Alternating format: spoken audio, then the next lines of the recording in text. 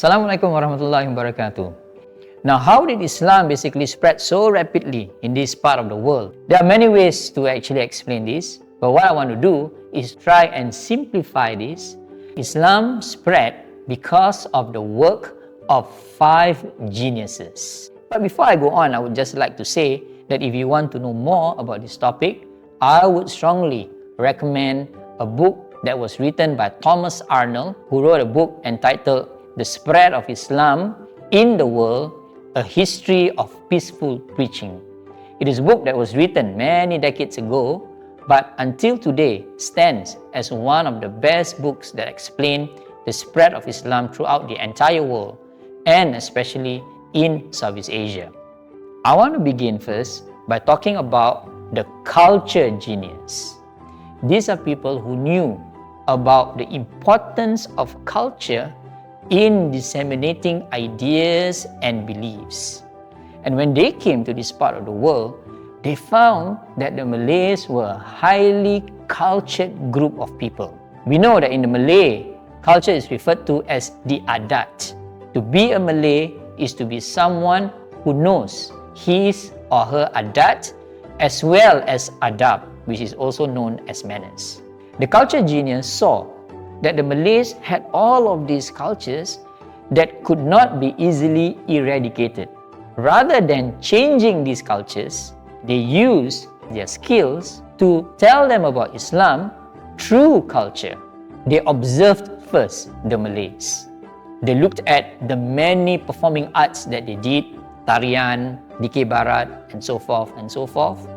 The pugilistic arts that Malays had, which is now what we know today as silat, and more importantly, that Malays had very refined manners. So when the Arabs, the Chinese, the Indians, and the Persians who came to this part of the world saw the Malays, they were struck by the high level of akhlaq, of character, of adab, manners that the Malays had. And they saw this as an opportunity.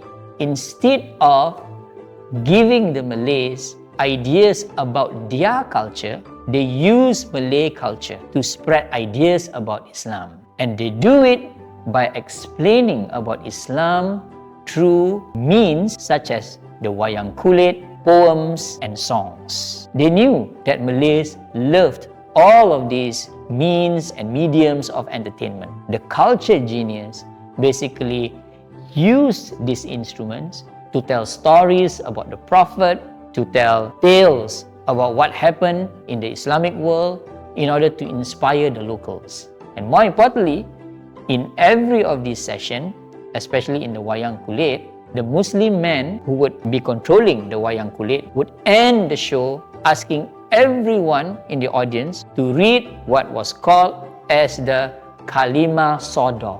Kalimah sodor is basically the kalimah shahada, or the witnessing of the oneness of Allah. And the whole crowd would recite, Ashhadu an la ilaha illallah wa ashhadu anna Muhammadar Rasulullah, and they became Muslims instantly through wayang kulit. As cultural genius, they also understood that the Malays had different conceptions of modesty. They saw that Malay women used to wear clothing that were not acceptable to Islam. Women basically wear clothes that only covered one part of the body. Instead of introducing the hijab totally, these culture geniuses basically changed the Malay dress code slowly and progressively.